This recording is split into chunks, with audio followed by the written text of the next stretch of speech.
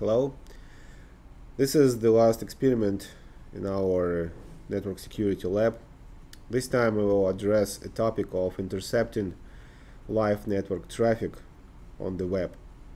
We will talk about intercepting non-encrypted traffic, which is very rarely to find nowadays, and we also will consider the problem of intercepting encrypted traffic, which many users who are unaware of these techniques totally rely upon, while ignoring the importance that you should never trust the technology for the 100%. Sometimes technology can trick you and your data, your sensitive data, will be stolen.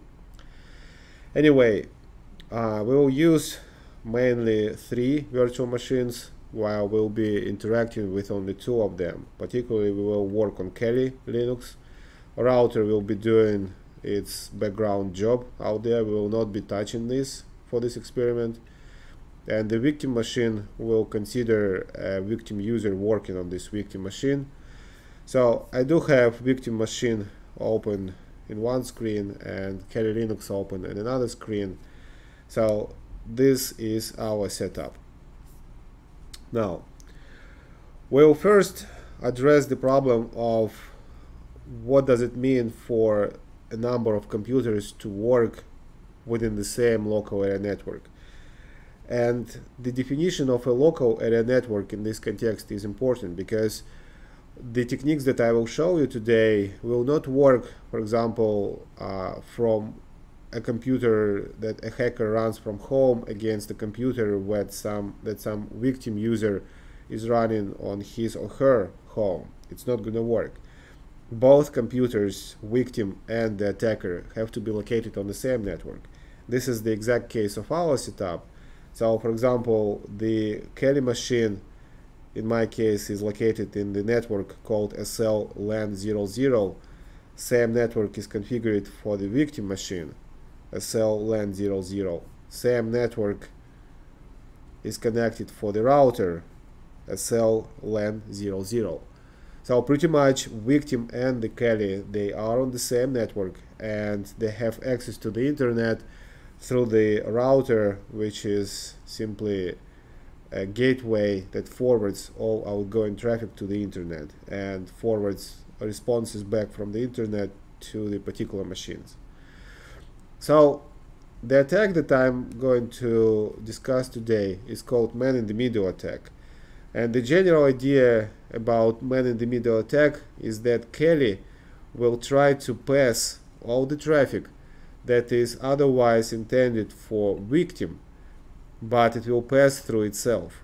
Kali will pass all the traffic that is not originated to Kali, but it will pass it through itself. And by doing this, Kali will have access to all data contained in this network traffic and will be able to read sensitive data out there. So let me start from a simple experiment. On the victim machine, I will run the console.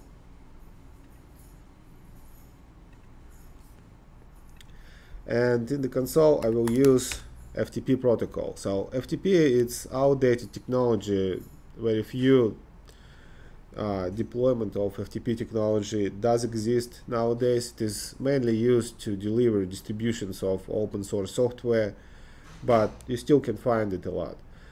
So we start from FTP today only for the reason that FTP provides unsecured or unencrypted traffic. So in other words, there is no means of data encryption when we use FTP, and that's our starting point. Later on, we're going to switch totally to the web traffic by means of browser and HTTP protocol, and this would be more interesting experiment. So anyway, I'm going to access our own file server that is located at the School of Computing Mathematics, and it is called qnap.jswcm.net. So pretty much I first have to authenticate myself against the server, and this time I will just give a username fake user and the password fake password. Obviously, since this user account associated with fake user and fake password does not exist, I get a login failed message. The point of this experiment is not to show that incorrect user account does not allow you to log into the system, but the point of this experiment is to show that we actually can provide some credentials and get a response according to these credentials back onto the screen of the user interface. Now, if I switch to the carry machine, which is and I will now pretend that I am an attacker. So now what I will do, I will try to intercept this traffic. The way how I intercept, I will apply a special technique called ARP poisoning. And the general idea behind ARP poisoning is actually to trick both the router and the victim to pass data through carry instead of directly from victim to the router and from router to victim. When I will run the attack, traffic originated on victim will first reach to the carry will analyze it and will forward it to the router. And any response that router will get will go again to carry first and then to the victim. In this case, I will see both directions of the traffic from victim and to victim. I'm actually interested only in outgoing direction from victim to the router because only this direction contains the credentials, user credentials would be username and password.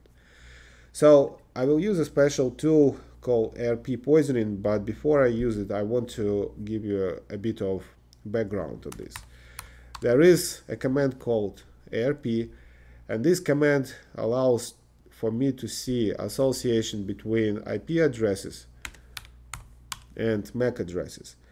If you know basics of the networking, IP address is something implemented on the network layer of the TCP/IP stack of protocols, and MAC address is something that is built into the hardware of the network card adapter. In other words, MAC address does exist on the link layer. It is lower level abstraction. So the MAC address is also known as hardware address. That's what we can see here. And it is, despite of the fact that it can be modified, but usually we say that a computer is associated with the hardware address and the hardware address stays the same. In contrast, IP address, this is a logical entity that gets assigned to the computer by the network where this particular computer is connected to. So for example, when I'm working within the school of computer mathematics, I have my IP address assigned according to one scheme, and I have one IP address. When I go to home, I have different IP address. When I go to, I don't know, Starbucks or some other public place, I'll have different IP address. So all these different IP addresses will be associated with exact same MAC address, which is a MAC address of my computer. So in this case, always there is association between IP address and MAC address. And MAC address is the same, but depending on the place where a computer is used, IP address associated with this MAC address is different. And this association between IP address and MAC address is something that we're going to attack. For multiple computers to communicate, for example, for our victim machine to be able to reach some host in the internet, it first has to send data to the router. And for the victim computer to be able to locate a router on the network, it doesn't know MAC address of the router, but victim machine may know IP address of the router. And if we go back to the console and quit FTP session, I can execute exact same command, and from here I can see that IP address of the router is associated with this MAC address. So in other words, from the standpoint of victim machine, I know that a router with address 192.168.0.1 is associated with this address. This is the exact same association that I can see on Kelly. This is 192.168.0.1 and this is 4A81. 4A81. So this is exact same MAC address for the router, and both victim and Kelly see that same MAC address. You may ask, how do I know that the router has this particular IP address? And this is actually part of our experiment, but in reality you don't need to know IP address of the router. IP address of the router is something that a computer discovers when it gets connected to the network. And there are tools that allow users to actually find out that out of these 3 IP addresses, particularly this one is the router. For those of you who are interested, I can show you the way how you can figure this out. There is a command called netstat, and it shows that all traffic that is going outside has to be routed through the gateway 192.168.0.1. So I make a conclusion that 0.1 is the router. Okay, so let me rephrase everything. From the standpoint of victim knows that IP address of the router is associated with this MAC address. Now, when victim actually reaches to some public resource, would it be qnapgis, wcm.net or google.com or anything else, it has to send this data first to the gateway or to the router. But the way how victim communicates with the router is not by IP address, but by means of MAC address. So in other words, actual communication between computers takes place on the lower level, and addressing scheme uses MAC addresses. Now, imagine what if victim, instead of knowing the correct association of IP address of the router with IP address of the with MAC address of the router, would have in this position MAC address of the carry machine. If this association will be wrong, instead of actual MAC address of the router, victim will have MAC address of Kelly, it will be thinking that it is communicating with the router, but in fact it will be communicating with Kelly.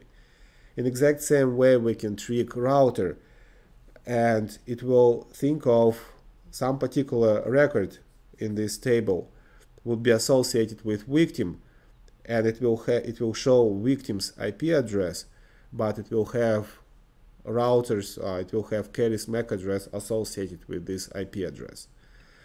So right now we didn't run any attack, and all IP addresses are different and all MAC addresses are different, except these two.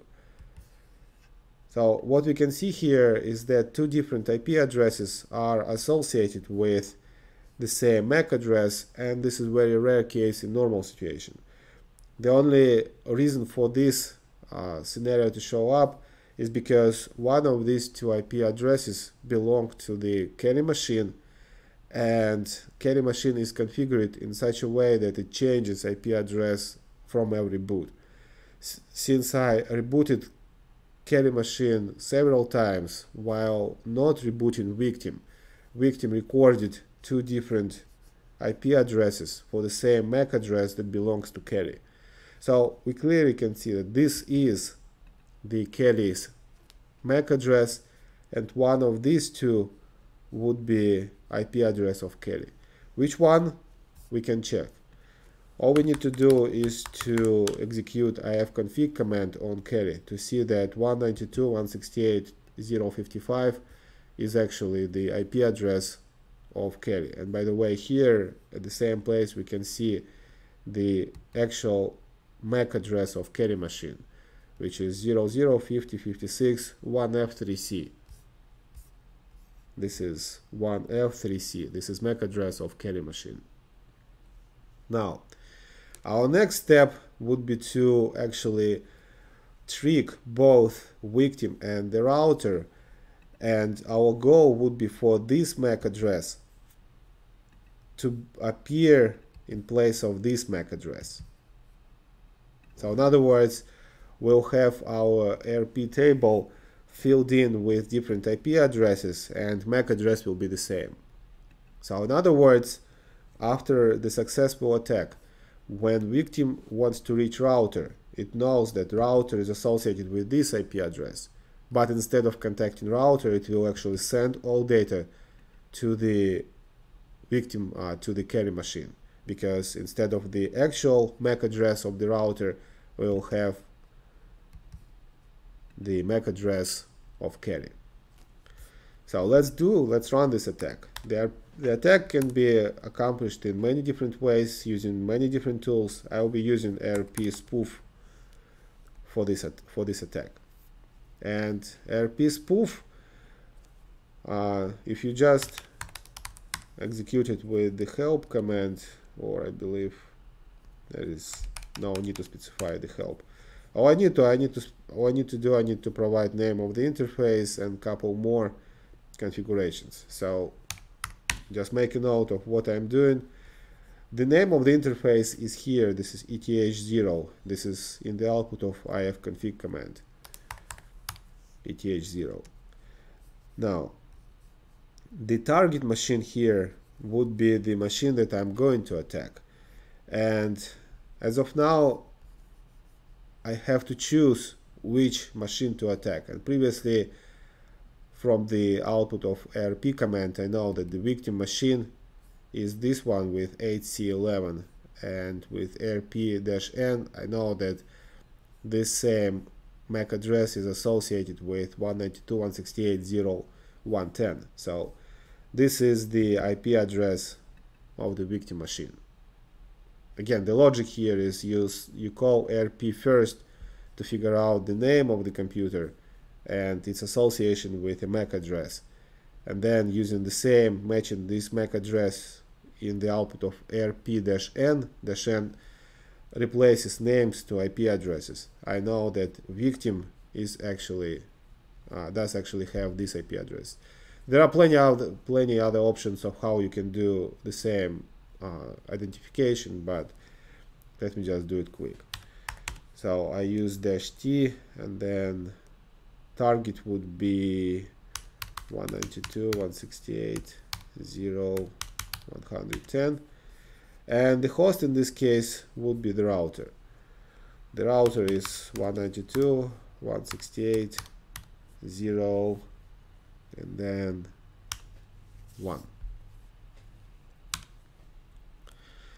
So what this command will do, it will every second broadcast information that whoever has this IP address actually does have IP address of the carry machine, which is 1F3C. Now, if we switch for a moment back to the victim machine and we'll repeat ARP-N, we'll actually see that now all IP addresses are associated with the MAC address of carry machine. So now when the victim machine will try to reach the router, in fact it will be communicating with carry machine. And let's now try to repeat our FTP command. FTP qnap just wcm.net. So we're going to provide some fake name, doesn't matter what it is, and fake password, and we'll get incorrect login. Do we see anything on the carry machine? No, we don't, because the only thing that ARP spoof is doing, it simply runs ARP attack, and it doesn't intercept any traffic. It doesn't analyze the traffic. So there are a number of tools that can be run in conjunction with ARP spoofing. So for example, one of them is called Wireshark. It is Swiss Army knife in terms of network analysis, and it can do many other things. If you're interested, you can find this tool and learn about this tool, I believe here in the sniffing and spoofing section. There is Wireshark, and you can play more on this. But just to save your time, I want to do a slightly different experiment. I want to stop the RP spoofing by hitting Ctrl+C. It will repoison or will restore the original data in the RP cache for the victim machine. And we can see this now by executing rp-n on the victim machine. So the MAC address for the router is recovered.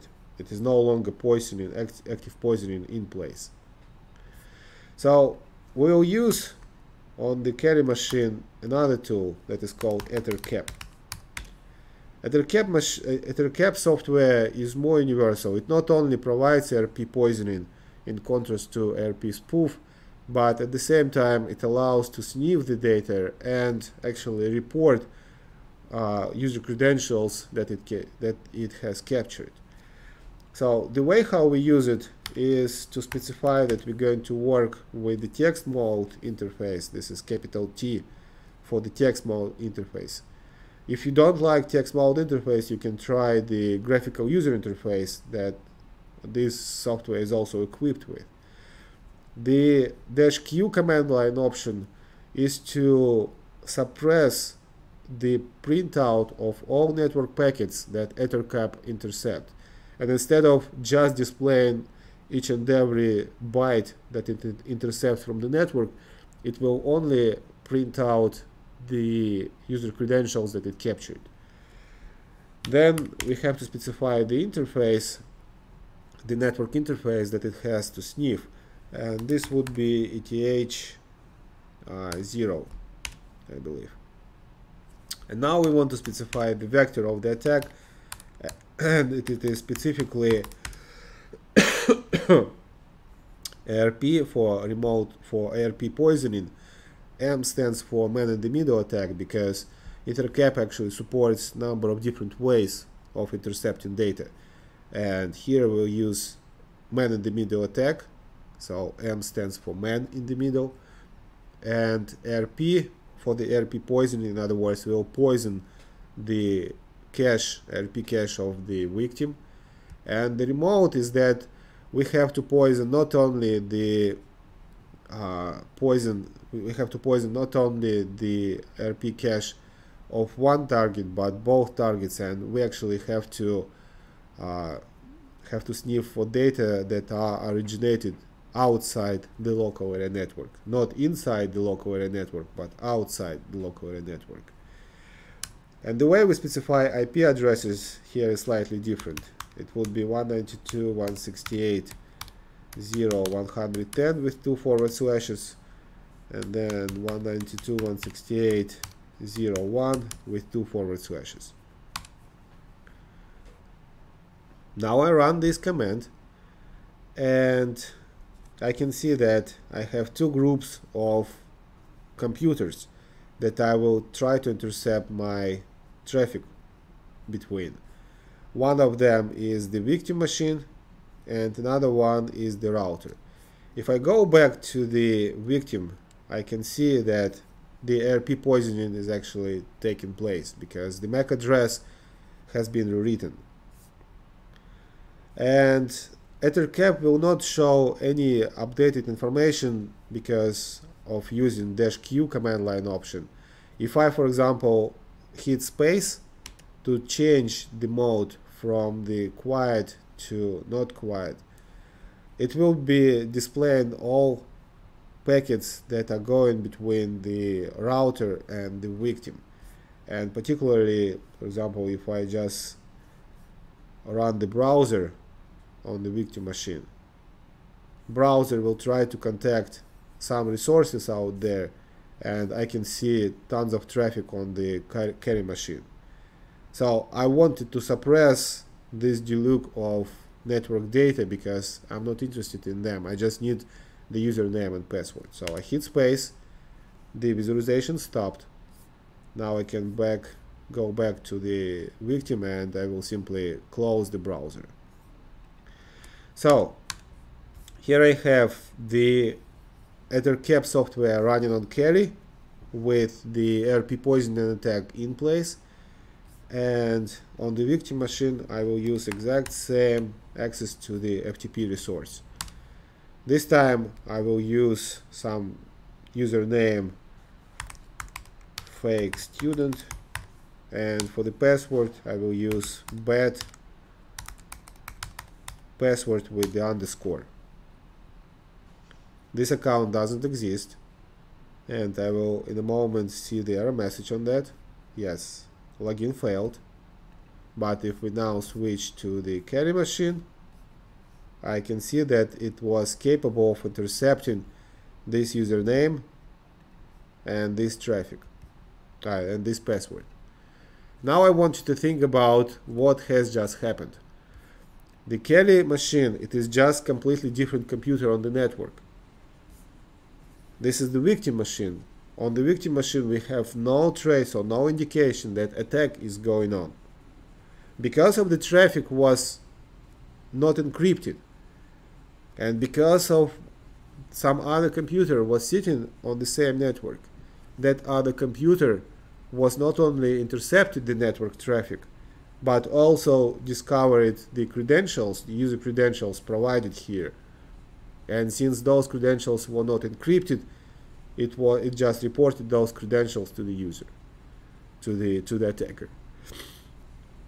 So this should sound scary, but probably not that much, because nowadays very few deployments exist still with non-encrypted traffic, and that's what we're going to see on the next experiment. Our next experiment would be to actually use the web browser as the means of communication on the victim machine.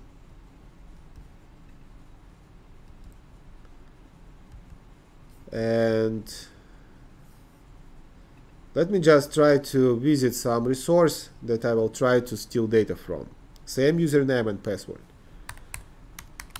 Okay, let me visit facebook.com.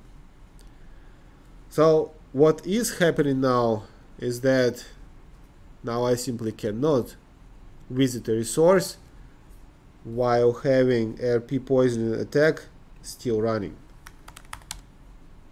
I can confirm that RP poisoning is still running because the MAC address of the carry is still in the RP cache of the victim machine. So the attack is still running because I did not stop the ethercap on the carry side. Now it seems that I just cannot visit anything. I cannot visit anything because, for example, facebook.com is that website is accessible by means of not plain HTTP protocol, which doesn't have encryption, but it is accessible through the mandatory encryption phase, which can be seen with HTTPS or letter S in the protocol. You probably don't see this now, but let me just stop the session of the ethercap by hitting Q on the carry machine. So Q would quit active ethercap session. I will go back to the victim machine and simply will refresh the page. Now it will load. So what I want you to notice, first of all, this HTTPS protocol, the green locker sign, and that particularly letter S. S stands for encryption. It is not just data encryption. The HTTPS protocol allows also to identify the fact that not only integrity of data is enforced, but also integrity of the origin is enforced. If you remember reading the first chapter of the book that you worked through at the very beginning of the semester, you should remember that integrity, confidentiality, and availability are the three main services of the computer security. So now we're talking about integrity of data, in other words, guarantee that data have not been modified during the transfer, and also integrity of the origin. In other words, the web page that we see here in the browser is actually the page that was sent from the facebook.com, not from any other source, but specifically from the facebook.com. In other words, we guarantee that it came from the origin that it is declared to come from. So HTTPS protocol protects both of these integrities, data and the origin. That's why when attack was in place, we were not able to actually access this resource, but because of the HTTPS protocol. But EtherCap can actually be configured to slightly cope the situation or adjust the situation. And if the user would be ignorant enough, there are chances that some of the HTTPS connections still can be compromised. In other words, both integrity of data and origin can be compromised with the help of special application of the EtherCap software. So what we need to do, we need to edit a special configuration file of the EtherCap software. And this file is located at etc ethercap, and the file name is ether.conf. I use VI editor for the editing. You can use Nano or any other editor of your choice.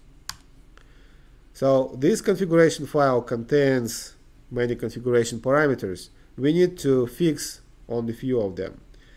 First of all, the attack that we're going to conduct is called fake certificate attack. So in other words, we not only will be intercepting traffic between the victim and the router, but while intercepting the traffic, we'll try to replace the certificate, HTTPS certificate, that the other side, the target side that we're going to visit, that victim was going to visit, we'll substitute their certificate to something provided by carrier, because that certificate contains the encryption key. If instead of providing, for example, Facebook's certificate to the victim machine, carrier will provide its own certificate to the victim machine, then victim machine will use encryption mechanism that is provided by carrier, and carrier will know, since it is carrier's certificate, carrier will know the way how data will be encrypted. So carrier will be able to decrypt the data. So this is called fake certificate attack. You can read more about this, but implementation in terms of EtherCap is pretty straightforward. So all you need to do from the original settings, I already have it modified, but the original settings look like that. So this is what you will have on your own instances of carrier machine. What you need to do, you need to replace 65534, which is the user identity of the process at the moment when it started sniffing the data. We want to assign it to 0, which is the user identity of the root user. Root user is the administrative user, and what we're going to do, what we want EtherCap to do, can only be done on the administration level. That's why instead of keeping EtherCap software running in unprivileged mode, we want it to run in privileged mode. That's why we have to grant root user identity and root group identity, which is 0 and 0, for the EtherCap software when actual sniffing will take place. And another thing that we want to do in terms of changing of EtherCap configuration is to scroll almost to the end of the configuration file and allow redirection of the traffic by means of modifying the IP tables command. So probably what I'm doing now makes very little sense to you at the moment, but if you will read more about fake SSL certificate attack and specifically how EtherCap implements this, so you can just hit, and I will show this in a moment, you can just open the manual page for the EtherCap, and the fake certificate attack is well explained there. When you will be doing this part of the configuration on your own carrier instance, make sure to uncomment not IP chains part of the configuration, but to uncomment IP tables part of the configuration. All you need to do is just to remove the hash character at the beginning. That's it. and then you want to save the file.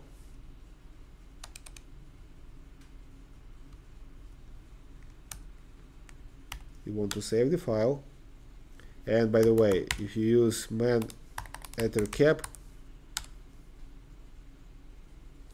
here you can read more about different kinds of attacks that ettercap supports, and particularly here there is SSL man in the middle attack. This is what we're going to conduct right now, so read more about this and you will see how it works. So at least you will have better understanding how it works.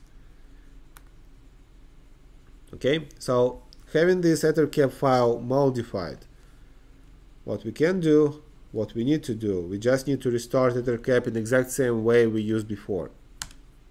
It will do the ARP poisoning, but at the same time it will be sniffing the data, and while faking the certificate, and on fly it will be decrypting previously encrypted data. So let me now refresh the Facebook page. It is slightly different error message. In some situations it is just an error message because you probably don't want to read this carefully, but you probably can ask what was the point of making those changes. If you compare the address bar before and now, you should see that this is HTTPS connection now. Previously it was just facebook.com without HTTPS. The problem that we experience right now is that Facebook not only provides the means of encryption and assurance that both data and origin will not be compromised, it also has very sensitive mechanism to detect this kind of attacks. This sensitive mechanism is called strict SSL certificates. So in other words, any compromisation that even can be overridden by users, but any change of the certificate is just detected and user has no means to process. Nowadays there are more and more websites of this kind, but Facebook wasn't supporting this feature several years back, probably 3-4 years ago. Nowadays many famous websites like google.com, I don't know, Reddit, whatever you think of, likely does support this same protection.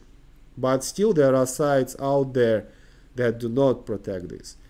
And specifically I want to point you to one resource that I do know does not implement this feature. I know this because I created this interface, this application for faculty of JSW, and I purposely left this feature I not implemented. So the address that we want to visit is called kamilek.jswcm.net and login. That's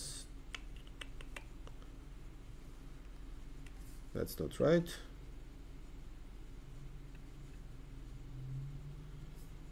Okay, probably something went.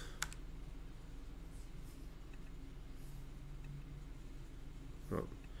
Okay, sometimes when we're messing up with certificates, we actually breaking things up, and the best way to actually keep them running again is to close the web browser and make sure to wipe off its configuration data.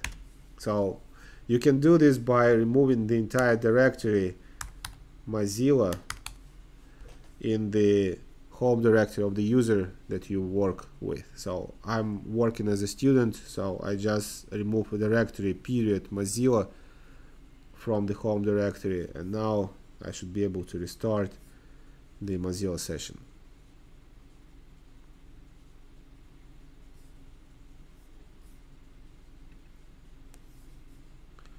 So pretty much, since the attack is still going on in place, every HTTPS connection will have this warning. But even without going to that application that I wanted to illustrate you with, here we have different error message, and this error message simply tells us that your connection is not secure, instead of saying you cannot connect.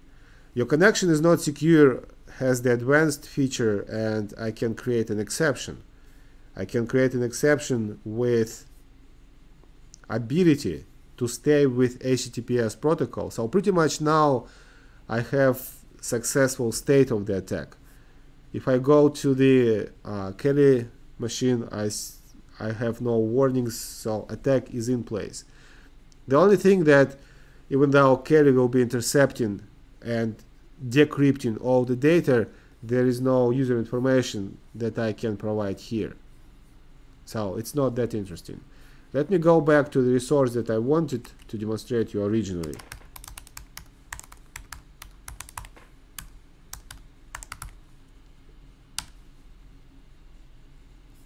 And that's very strange, because it was just working a while back.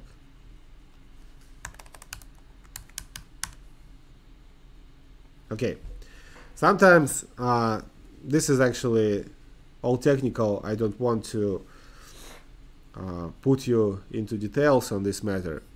The HTTPS protocol that sometimes you really have to specify manually is also part of the negotiation between the browser and the web server. When you type the IP address without HTTPS, like I typed originally, it means I do require access to this resource without worrying about using HTTPS connection, or without caring whether or not data will be encrypted.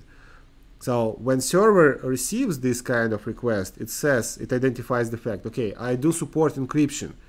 Probably the user was simply lazy and didn't specify HTTPS. So I'm going to enforce HTTPS for him, because this is just all good.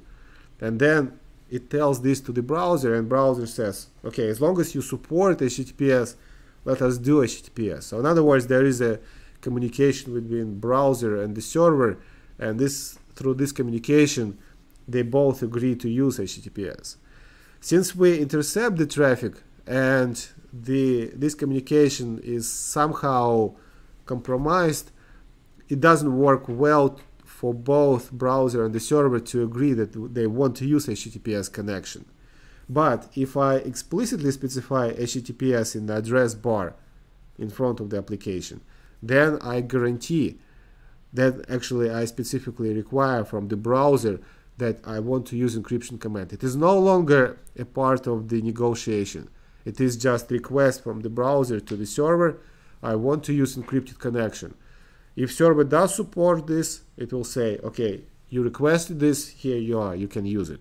And this is exactly our case. What we see next, it's again presence of the advanced button, connection is insecure, we can create an exception. When we create an exception, this is the login screen of the application. So we still have the Kelly thing running, and we can provide some username, student ABC123. This is fake account, it's not going to work. We can see that access denied for this particular user. Can we see any data intercepted? No, we cannot. We cannot see any data intercepted because it is sometimes tricky for EtherCap to actually analyze data, especially encrypted data, and identify which part of this encrypted data contains user credentials. But if we enable visualization, and we'll just resend the login information, and then stop visualization, and we'll analyze the traffic. We just intercepted few network packets. We'll see that username and password have just been intercepted. Again, those were encrypted, but Kelly managed to decrypt this because of the fake SSL certificate attack that is currently ongoing. So in other words, Kelly sent the encryption key to victim to be used instead of the encryption key of the target server, victim encrypted the data with the key that is ahead of time was known by Kelly. That's why Kelly was capable of decrypting the data, and that's how Kelly managed to recover the username and password. So this is how we intercept encrypted data. Let us try a few more examples to see if this will work. And for years I used discover.com, which is online banking, for the same purposes, and I want to do the same today.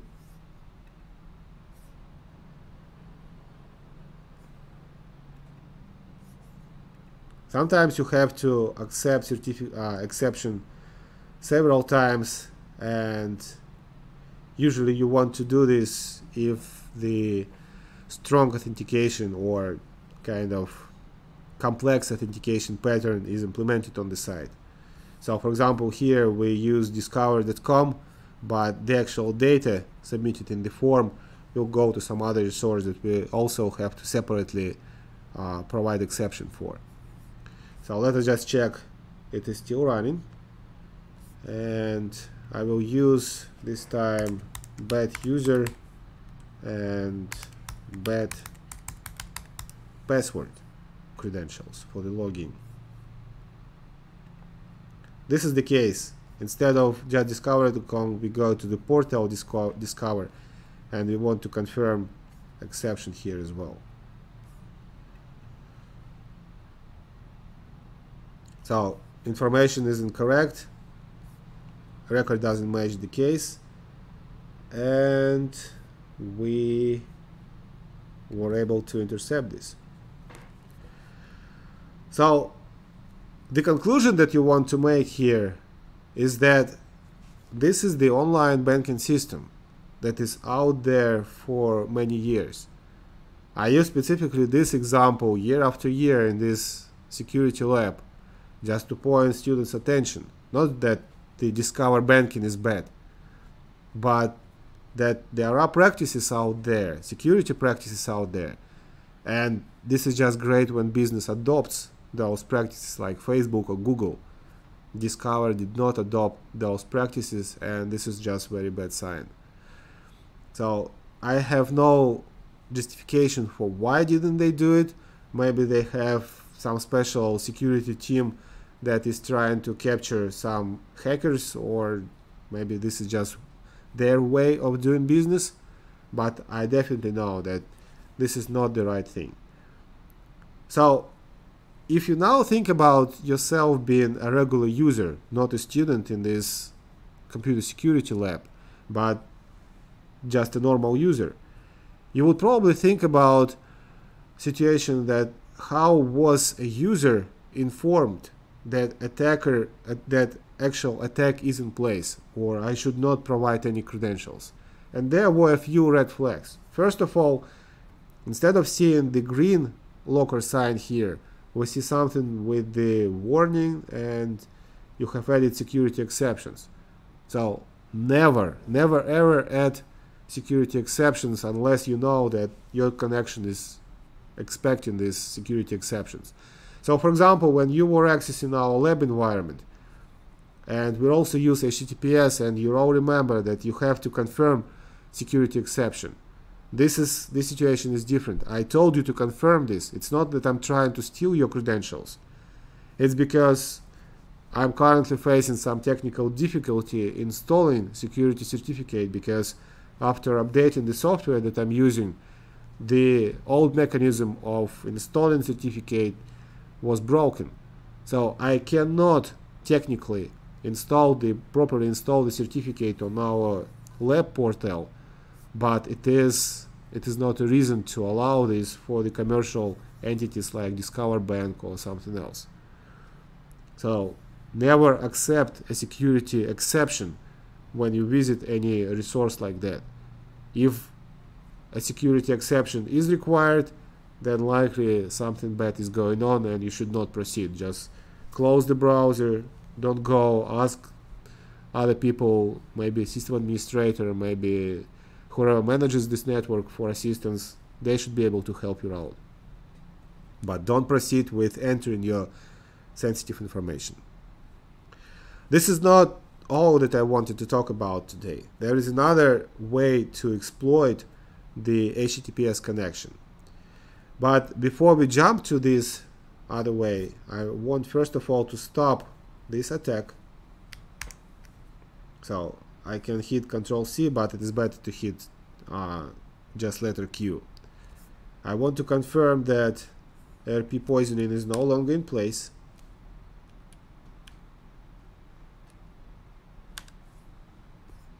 So everything looks good.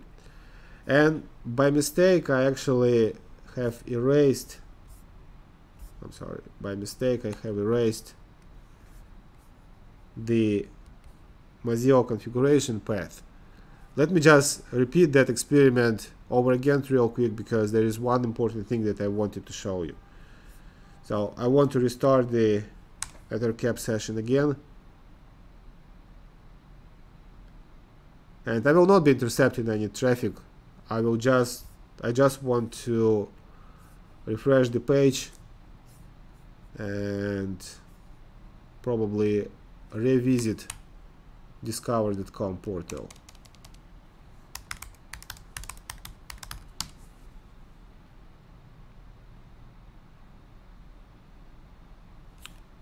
I also want to restart the browser for the clearness of experiment. So when I restart the browser, I should have the warning that my connection is not secured. I can go to the discover.com, or if I use HTTPS in front of this, I can do this. So now I go advanced, I add an exception, I confirm exception, and now I do it again for the www domain. So I do it twice, and then discover.com website gets loaded, and it appears in the exact same way as it would appear without an attack. Now let me just say I stop the attack. I hit Q. I go back to the victim. I make sure that RP poisoning has stopped. Let me close the browser. And let me now restart the browser. Nothing looks bad until I visit discover.com. When I do this, I just can see the error message that prevents me from visiting discover.com, and my attack is not running. I just cannot visit the website because the certificate stored in the memory of the browser doesn't match the certificate that is currently being provided by discover.com. So in other words, browser stores the fake certificate that I have confirmed through the exception. But right now, without any attack in place, Discover sends the legitimate certificate, and it doesn't match the one stored in the browser. Browser doesn't know which one is bad, because I have confirmed the fake one. Browser simply sees that they don't match. As they don't match, browser doesn't allow me to go. So in other words, if you notice this kind of behavior when you visit a site that should work but it doesn't work, it is probably too late to panic. Likely you have already been attacked.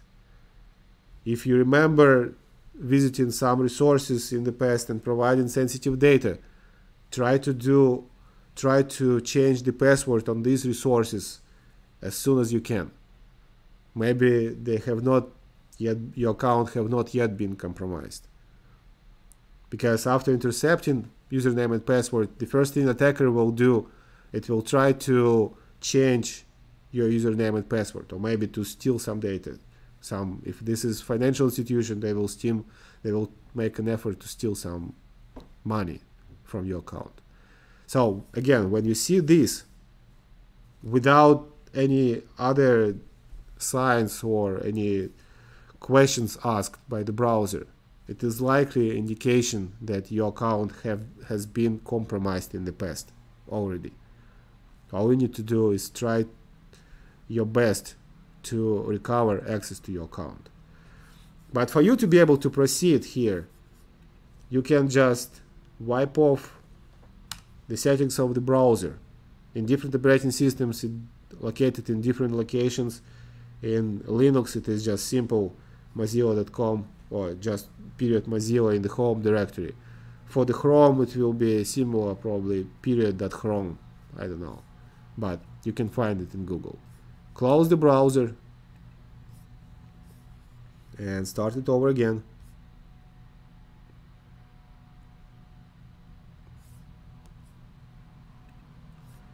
And now you can visit discover.com without any issues. So now it should work, and you see the green sign nearby HTTPS, so everything works as expected. Okay, I promised to show you another way of compromising HTTPS certificate and HTTPS connection, and the next thing is called SSL stripping for removal. And back in 2009, this attack was actually invented. Nowadays there are a few variants of the classical implementation, and that's what we're going to do. So from 2009 to 2018, 9 years back in time, it was introduced, and it is so many websites still vulnerable against this attack, and I will show you also on the example of the discover.com. Okay, first of all, let's read about this attack, and I will do this on the carry machine because I have to run this out there.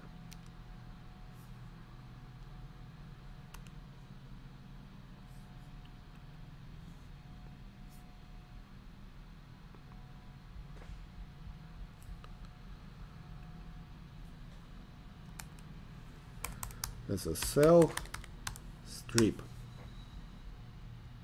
The very first record in the Google search, it is the blog post of the person. So this person actually got famous nowadays, not nowadays, but since then he was a member of many security projects, and he is a founder of one resource that helps to actually prevent blockage of valid traffic. So I can't recall the name of the project, but I probably can give you some references. You should be able to just Google for this name and find the story of this person. So he became famous with the creation of this tool, but later on he managed to develop many other important things.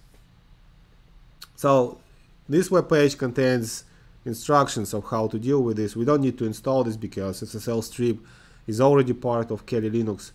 All we need to do is actually to do these steps, running SSL strip. First of all, we have to make sure that our kernel is configured for the forwarding of IP traffic, and you can just copy this command and paste it to the terminal.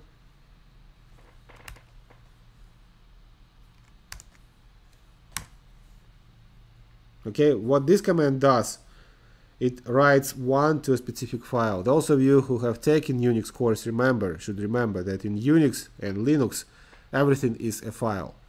So for example, this particular file, IP forward, is a file located not in the real file system, not on the actual storage, on the hard drive storage, but on the virtual file system.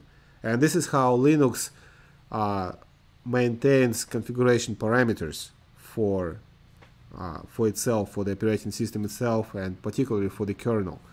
So when we store 1 into this file, we simply enable that particular feature called IP forwarding. IP forwarding feature allows a kernel to forward traffic that is not originated to a particular network interface. So in other words, it is kernel that's a very low-end part of the operating system that is responsible for low operations, low-level operations. So kernel actually decides what should it do, what has to be done with each and every packet that the operating system receives. So actually it is the network card that receives network packets, but the operating system decides what to do with them. So if it receives a network packet with the wrong destination or with a destination that it cannot serve, then it simply drops the network packet. The IP forward parameter simply tells to the kernel, everything that looks wrong, don't drop it, just try to forward it. And we'll just provide different means of where to forward this by means of creating another rule through the IP tables. IP tables, that's the version of the firewall for Linux. And particularly this rule will tell to kernel that the network traffic you receive through special software, the software that in this case is SSL strip, you have to pass to port 80, TCP port 80. Again, if you're not familiar with this terminology, TCP, port, traffic, probably this will not make much sense, but ask me a question, ask a question on discussion board. I will be glad to explain basic concepts, basic ideas. So what we actually do here by means of providing these configuration parameters, we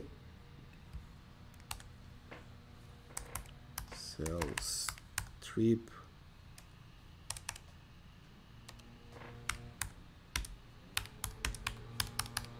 we just say that we run SSL strip, it will listen to port 3000. Everything it receives to port 3000, it has to forward to port 80. And then the rest will, the kernel will do to actually provide the forwarding further. Right now, I did not yet explain what's the idea behind SSL stripping. That's probably a good time to do now. SSL stripping will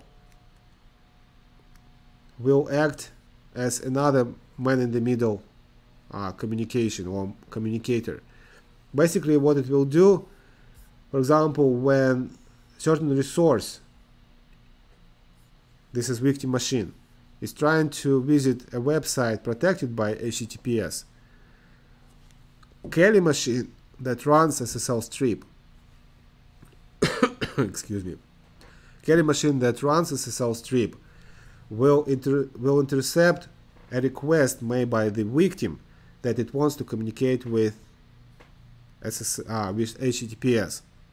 But instead of forwarding this request any further, it will try to it will actually forward this request any further, but it now will tell to the client, to the victim, that the other resource does not support HTTPS.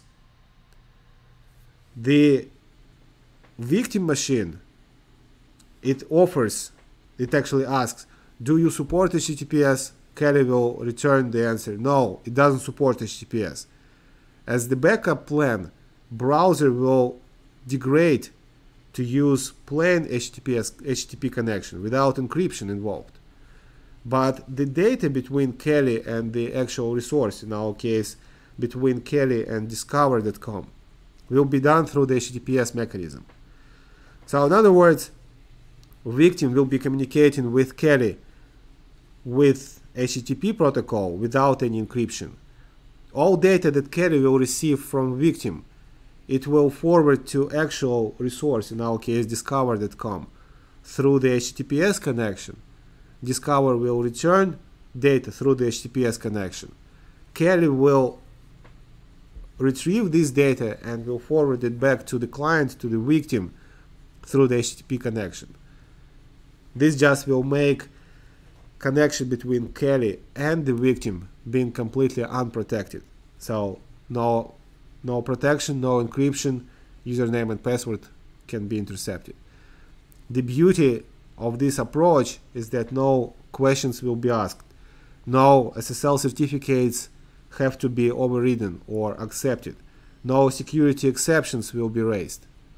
Nothing like that. The only change a user will see is that right now when connection is normal, we can see the green sign that this is HTTPS. When attack will be running, pretty much this part will be absent. You will simply see www.discover.com, that's it. No HTTPS, because connection between victim and Kelly will be done without HTTPS connection. Okay, so I'm missing one step, and this one step is actually to run ARP spoof. This is already what we did before, and let me just redo this. So we don't need ethercap for this purpose. Okay, so I need ARP spoofing, and I already have this in the memory. So I run ARP spoofing. I want to make sure that ARP cache is now modified, and then I will run the attack. It will produce a lot of error messages, so I probably want also to suppress those error messages. Now I will close the browser and we'll revisit it again. Zero configuration. We will restart the browser.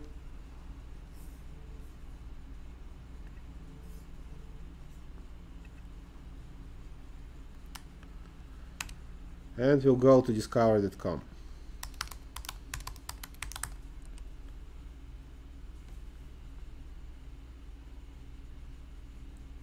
What we can see as a result, no indication of the threat, no talking about fake certificate or the security exception or anything else.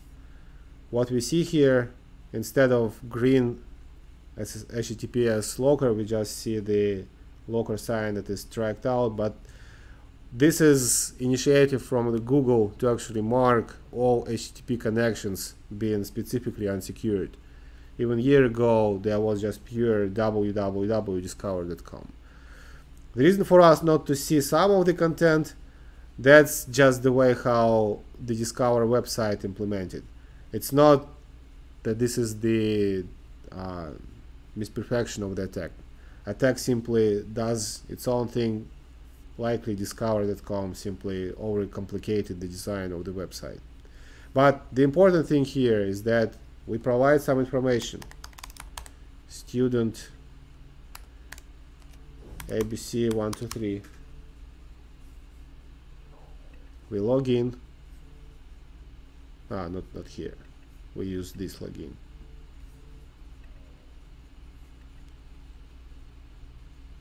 We can see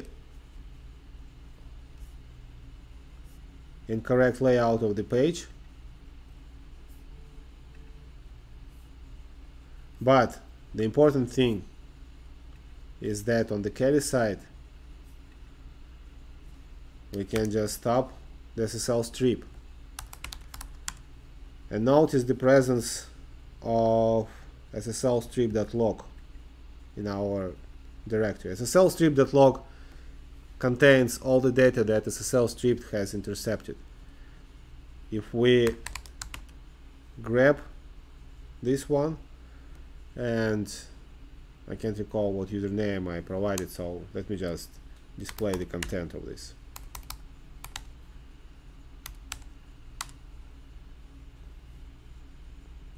Okay, and somewhere here there should be our username and password.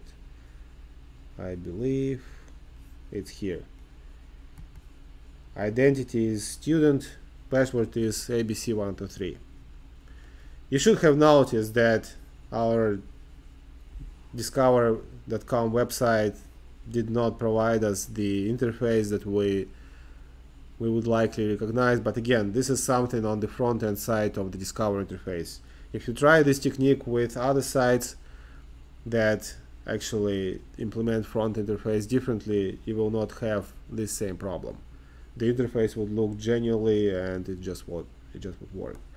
Another thing that you probably have noticed, that SSL stripping did not touch Mozilla.org website, same as it wouldn't touch Facebook or Google.com, because they have countermeasures on this. They know how to detect this SSL stripping and they enforce enabling of HTTPS. So in other words, when there is a dialogue between the browser and the target website, when browser says, okay, I just want to connect, can intercept this communication and says back to the browser, that site doesn't support HTTPS. So there is a way for the website to prevent Kelly to intercept this message and to say something else. So in other words, when Kelly is trying to tell to the browser that this website doesn't support HTTPS, browser wouldn't listen to Kelly. It would still try to communicate through the HTTPS. And if a browser explicitly requires HTTPS communication, then it will be HTTPS communication, and I can demonstrate you this. So I'm going to close the browser. I already stopped the attack. I stopped SSL stripping, but I can restart it over again.